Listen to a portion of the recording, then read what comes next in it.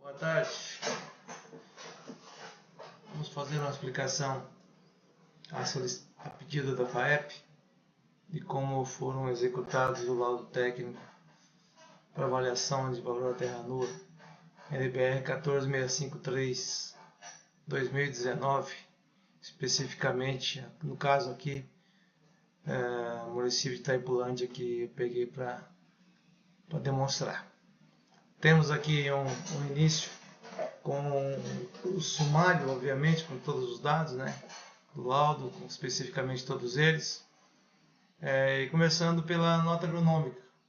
Não é nessa ordem que está a nota agronômica no laudo, claro que não, mas vamos às partes principais. Então, de um laudo técnico nós precisamos primeiro encontrar a nota agronômica, né, além daqueles dados iniciais.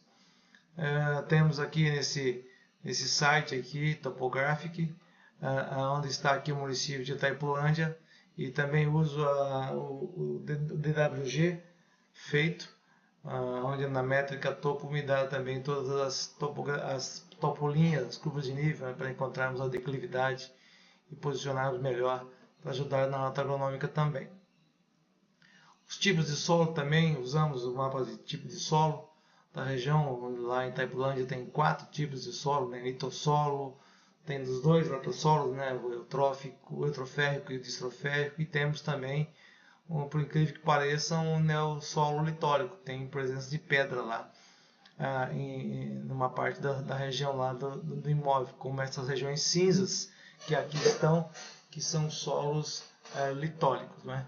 E os demais demonstrados aqui. Tudo que está em azul aqui são os corpos d'água, várzeas e água e tudo mais, que faz parte do município, conforme vemos aqui na especificação feita no portal dos municípios do estado do Paraná, feito pelo IAT, um trabalho muito bom que eu mesmo não conhecia, e é onde praticamente a gente já vê uma classificação de município por município.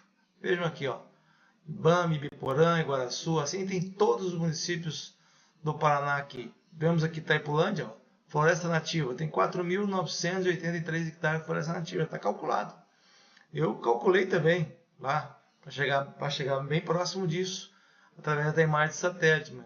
Plantios florestais, corpos d'água, área molhada, área com água, várzeas, né, solo exposto com mineração, área urbanizada e área construída. Estradas também estão inclusas ali nas áreas urbanizadas, né, de tal forma que nós temos aqui a classe 8 pronta, né, e também a agricultura perene, anual, pastagem, etc., onde classificamos as demais classes ali. Então, fica relativamente mais tranquilo para fazermos as classes de solo. E aqui usamos o uso do solo em si, né? Temos tudo que é os corpos d'água aqui, as APPs, matas e várzeas, as áreas em marrom aqui que são as lavouras, e as áreas de pastagem que aqui estão, e os vermelhos que são a servidão administrativa, né? As áreas urbanizadas, estradas, etc. Aqui, não é?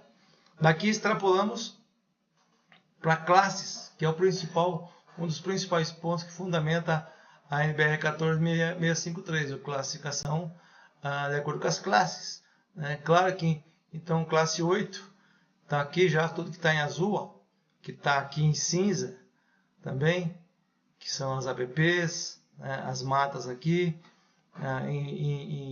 as matas aqui, e as demais classes, classe 2, classe 3 e classe 4, também temos uma classe 4 aqui, ó, nesses pedacinhos aqui, principalmente pela presença de pedra, né? Aqui principalmente, aqui, onde então fizemos a classificação aqui das classes. O Hugo tinha mencionado que Itaipurã tinha uma nota muito baixa, frente aos 13 laudos que nós tínhamos feito, né? Mas a explicação para a classe baixa de Itaipulândia está aqui, ó, 58,96, 59% das áreas pertencentes a Itaipulândia são classe 8, por isso a nota agronômica é tão baixa, né? E aí 26% classe 2, 10% classe 3 e 4,15% classe 4 aqui, segundo a tabela de Mendes Sobrinho. Muito bem. Além dessa tabela desses dados que praticamente o IAT já tem feito, usamos também um aplicativo do sistema CAT. Você entrar lá e vai encontrar esse software da CAT muito interessante, muito simplesinho, feito que o colega lá, Mário Ivo Drogovic, fez. A gente lança aqui os dados de fertilidade aparente, profundidade afetiva e tal, e, enfim, os dados aqui, e pede para classificar, ele já sai lá com classe 3, as subdivisões, sai com classe 4, classe 2 e assim por diante. Também utilizamos para chegarmos nessas classes que aí estão, tá certo? Por isso, a classe de Itaipulândia tem classe 2, como já falei, 26%, 74%, classe 3, classe 4 e a classe 8 destacada aqui, porque 58,96% é muito alto, uma classe 8 para o município inteiro. Mas aí está. Muito bem. Para concluir, para continuar a encontrar a nota agronômica, utilizamos aqui a tabela feita por meio de sobrinhos, onde tem a situação do imóvel, tipo de estradas, as importâncias e distâncias. E nós temos aqui então a estrada asfaltada, ótima, muito boa não asfaltada, e é boa a estrada não pavimentada, né? No caso do Paraná, quase que não temos estrada regular, né? Desfavorável e má. Apenas as 3 primeiras normalmente. Ademais, a próxima tabela aqui, então, é a tabela que o Mendes Sobrinho também fez, aonde vamos usar aqui o ótimo, né? A classe 2 multiplicando por 0,900, a nota 0,750 aqui é para a classe 3 e 0,3, né? para a classe 8, certo? E aqui especificamente jogando num quadro do município, classe 2, ó, 26%, então os 8.000 hectares, então é 0,9, que é a nota da classe 2, vezes 26%, dá 0,24, a classe 2, 0,75 vezes a área, e aqui 0,44%, né? 0,65 vezes 0,4%, 0,0415, e os 58% da classe 8 aqui, que dá só 0,17 de nota agronômica, ou seja, 0,52 de nota agronômica para o município onde só a estrada lá, localização é ótima, tá certo?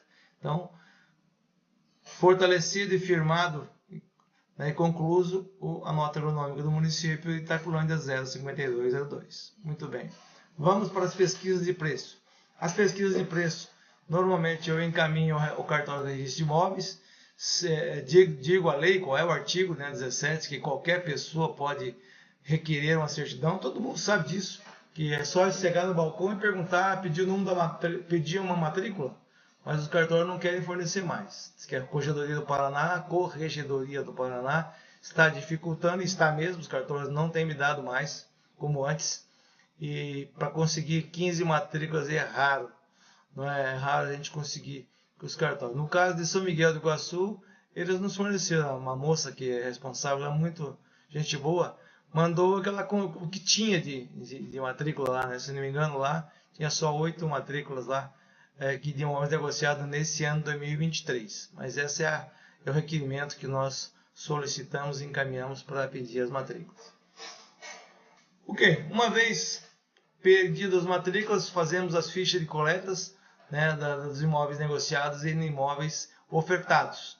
Uma vez que na NBR 14653 não lhe permite mais você usar imóveis, opinião de imóveis. Até pode, mas com muita restrição, derruba a sua nota, a sua classificação lá para baixo, e pode ser arriscar não ser aproveitado. Então, eu não utilizo opinião de imóvel mais. Conseguimos 8 matrículas registradas em São Miguel e 3 imóveis ofertados aqui pelos corretores Valdomiro Zanck, bem conceituado lá no município de Itaipulândia. Né? Esses valores que estão aqui são os valores cheios que estão nas matrículas e que estão sendo pedidos, valores cheios antes de serem saneados. Aqui tem uma cópia de matrícula, né, no município de São Miguel do Iguaçu, a lote 38, a área 7,26 hectares, né, esse lote de São Vicente aqui, foi negociado venda e compra em 19/3/2024, a fração vendida foi 6,05 hectares, e o valor foi R$300 mil o imóvel, o negócio realizado. Muito bem. Trazendo então para a homogeneização desse imóvel aí que considerei, que mostrei para vocês, dos 8 vou mostrar esse daqui, matrícula 32074, a área de 726, 605 vendidos por R$300 mil. Foi o cartório, foi a Yara Terezinha que nos forneceu.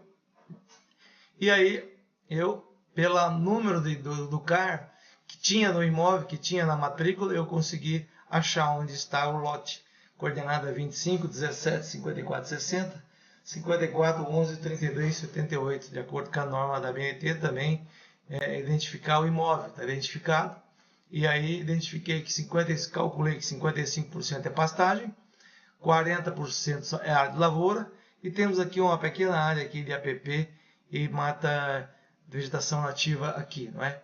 Aqui colocado. Muito bem. Nem sempre as áreas plantadas ou as áreas, o uso do solo é igual à classe de solo, mas no caso aqui praticamente foi. Então 40% da lavoura aqui foi classe 2, 55% classe 3 e 5% de classe 8 aqui. Para homogeneizar, vou mostrar aqui antes. O fator de oferta é sempre redução de 10% do preço ofertado, né, para cobrir eventual superestimativa, desculpa. Né? O segundo, a transformação dos valores de prazo em à vista, é feita aqui toda uma consideração aqui para chegarmos em 0,9293 a fonte é essa daqui, que aqui está embaixo, de Vignet.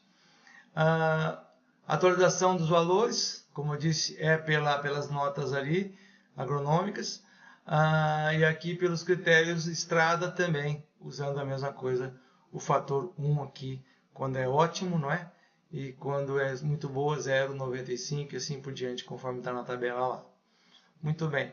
Então, trazendo aqui para homogeneizarmos esta matrícula, 32074, aqui temos aqui um valor de oferta 0,90, atualização 0,1, a transformação aqui, prazo à vista, a nota agronômica da região, a nota agronômica do imóvel, esses 40, 55, se multiplicarmos por aquela tabela e por uma estrada muito boa, vamos chegar a 0,74, dividido pelo fator paradigma aqui 1, que é o nosso imóvel, que é o município, que está asfalto, e a estrada muito boa, 0,95, fazendo essa multiplicação, aqueles valores, esses 300 mil dividido por 0,605 e homogeneizado pelos fatores, nós chegamos em R$ 30.413,40 para esta matrícula, elemento número 4, que aqui está. Tá certo? As demais matrículas e também os imóveis ofertados estão aqui lançados, todos eles da mesma forma, que estão no laudo, um por um desses. E nós encontramos uma média aritmética, então, para esses 11 elementos de 37.051, que deu um coeficiente de variação de 35%. Esse 35% faz com que o seu limite superior seja 50 mil e o inferior 24 mil. Por isso, precisamos fazer o saneamento estatístico, onde esses números superiores são falsos e os inferiores também são falsos, os quais demarcamos aqui e os retiramos para ser feito o saneamento. Então, esses sete preços, né, que aqui estão dentro desse limite, fiquem em 32.406,43, que é o mesmo valor do QMF, 32.406,43 centavos, que é o valor total do imóvel, dando um desvio padrão de R$ 3.800, que faz equivaler a uma coeficiente de variação de 11,74%, sendo que o campo de arbítrio, né, estabelece esse campo de arbítrio limitado em 15%. Como encontramos 11,74, tivemos então, significa que tivemos mais de 85% de possibilidade de que esse valor esteja dentro dessa região, nesse valor. Então, em vez de 85, 88,36%. Mais uma vez, as notas agronômicas foram essas, que deu 152,02 de nota agronômica. Muito bem. Partindo então uma vez que encontramos o valor do total do imóvel em 32.400, como vimos agora, vamos partir para o cálculo da terra nua, certo? E a terra nua aqui, vamos encontrar os valores das benfeitorias não reprodutivas, das construções de modo geral. Eu procuro estimar mais ou menos, usando aqui as quantidades que tem no CCIR, no CEP, no CNCR do INCRA, né? E eu calculei lá, ao entrar nesse site aqui, que tem 6.500 imóveis de Itaipulândia. Brincadeira? Sendo que a maioria deles é 5 hectares. Mas ainda assim, fui dar uma outra estimada, uma outra contada nos imóveis maiores. E encontrei então em torno de 434 imóveis, em torno que resulta aí, em média 75 hectares e de média. Tá certo? Então, fui mais ou menos buscar esses 75 imóveis com 75 hectares onde eles estavam, para encontrar, e também através das imagens de satélite, também das fotos e voo de drones que nós fizemos, encontrar mais ou menos essas quantidades de casa. Cada imóvel desses de 75 hectares, temos em média uma casa de 70 metros quadrados, uma de 48, um galpão de 120, tem um poço artesiano, às vezes sim, às vezes não, um reservatório pelo menos pequeno, em tipo taça ou parecido, e o tanque de óleo. E os valores aqui calculados de cada um deles aqui, então nós teríamos que R$231 mil para cada imóvel desse de 75 hectares.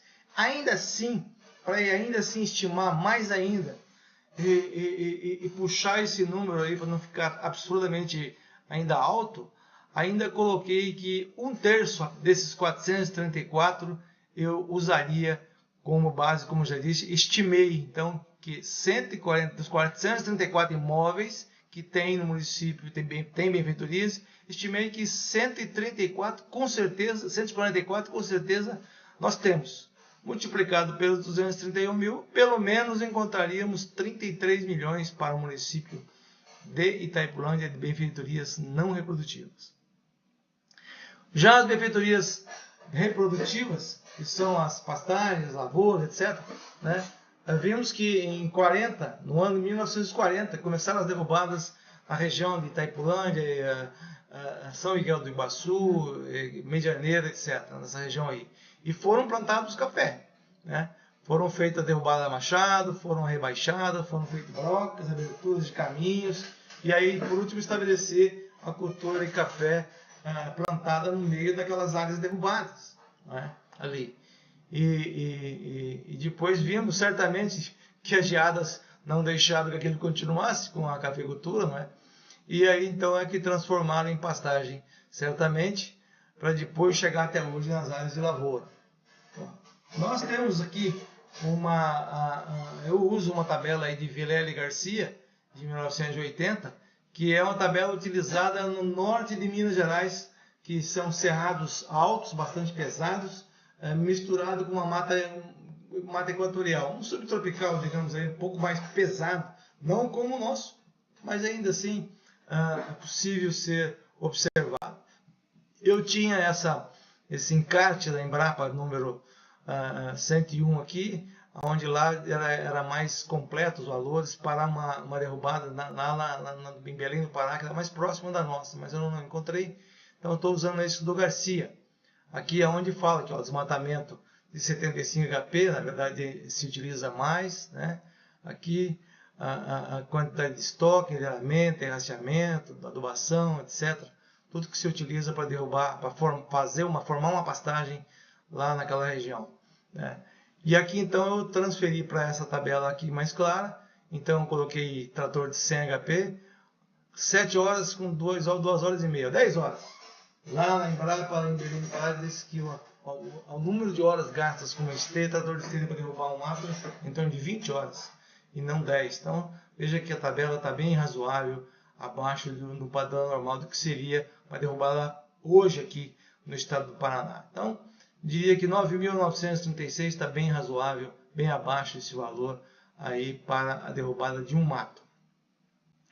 Ainda vale a pena dizer que em vistorias do passado, feito com o INCRA, eu vi que o INCRA também tem o preço dele aqui, mas nem via nem via como é que eles fizeram, mas eu me lembro bem que era uma discussão antiga, que o INCRA insistia em dizer, os colegas do INCRA insistiam em dizer que o custo de uma derrubada de mato, eles não consideravam para efeito de valor na hora de pagar o imóvel em dinheiro, que era benfeitoria.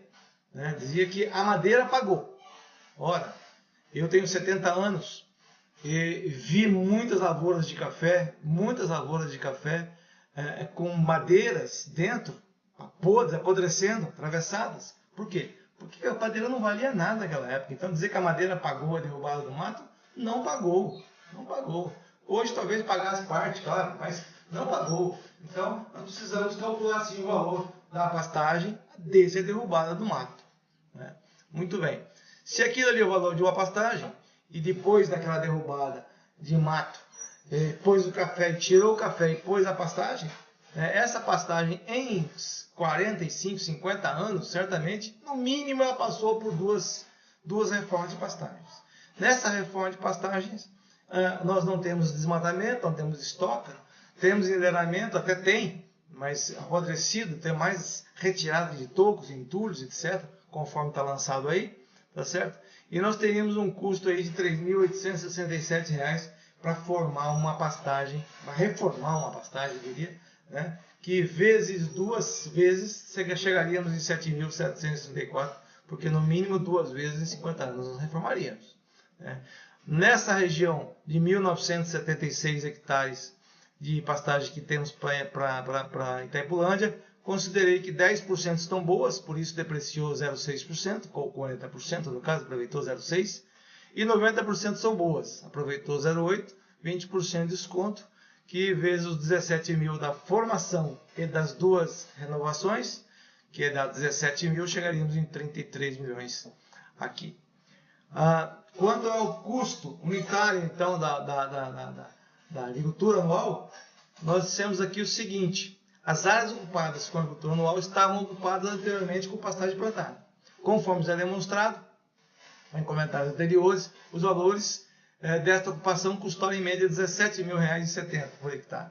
Conforme também demonstrado na benfeitoria reprodutiva, o custo da agricultura anual, soja, milho, etc., será suportado pela produção das culturas. Então não entramos com o custo de lavoura aqui, da derrubada do mato e da pastagem plantada e reformada aqui. Por isso, os 11.000 hectares vezes os 17 mil da formação e da pastagem renovada dão 196 milhões de reais, tá certo? Muito bem. Custo total, então, das benfeitorias reprodutivas é somado à derrubada da pastagem, da pastagem existente hoje, são 33 milhões, e os 11 mil da agricultura anual da soma anterior que fizemos, 196, totalizando 230 milhões 330 mil de benfeitorias reprodutivas. Ou seja, 32.882 hectares que temos de área no município, vezes os 32.406 calculado no QMF, dá 1.065.000. Descontando os 33 milhões de benfeitorias não reprodutivas, descontando os 230 milhões de benfeitorias reprodutivas, encontramos o valor da terra nua de 801.988.995 reais, que dividido por 32 mil dos 882 hectares equivale a R$ 24.389,67, o valor da terra nua. Extrapolando para classe, por classe, nós pegamos essa área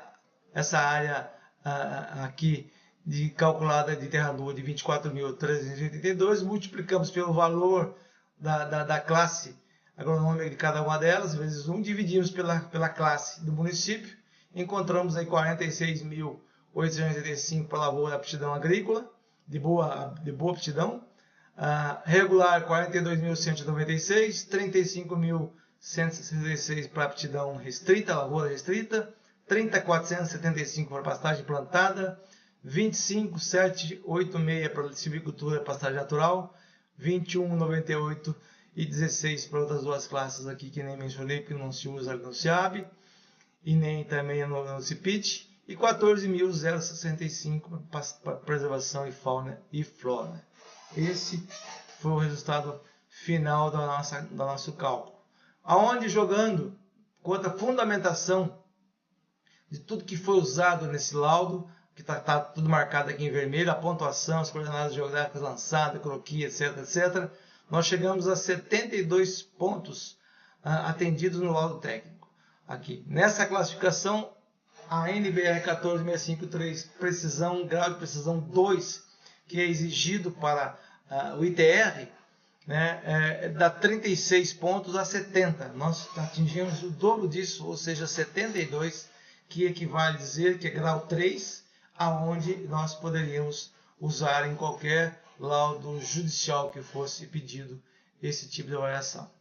Sendo que tinha para o momento, agradecemos a espera. Qualquer necessidade, estamos à disposição. Obrigado.